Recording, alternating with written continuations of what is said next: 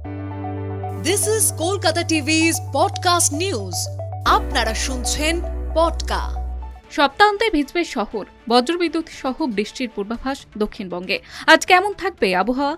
নমস্কার, আমি জহিতা, জানাচ্ছি বিস্তারিত। ফের বজ্রবিদ্যুৎ সহ বৃষ্টির পূর্বাভাস। কলকাতা সহ দক্ষিণবঙ্গে বজ্রবিদ্যুৎ সহ বৃষ্টির পূর্বাভাস দিল আবহাওয়া দপ্তর। সপ্তাহান্তে দক্ষিণবঙ্গের একাধিক জেলায় বৃষ্টি হতে পারে, সেই সঙ্গে তাপমাত্রাও বেশ কিছুটা কমতে পারে বলে জানিয়েছে হাওয়া অফিস। হাওয়া অফিস সূত্রে খবর, এদিন কলকাতার আকাশ সারাদিন আংশিক মেঘলা থাকবে। শহরের সর্বনিম্ন তাপমাত্রা 20.6 ডিগ্রি সেলসিয়াস, যা স্বাভাবিকের থেকে 1 ডিগ্রি কম। হাওয়া অফিসের পূর্বাভাস, শুক্রবার দক্ষিণ 24 পরগনা এবং পূর্ব মেদিনীপুরে হালকা বৃষ্টি হওয়ার সম্ভাবনা রয়েছে। শনিবার থেকে বাকি জেলাও ভিজবে।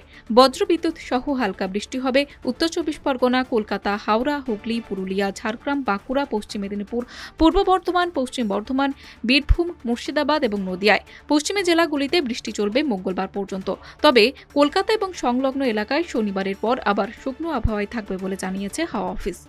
শুনুন পডকা, রাত দিন 7 দিন।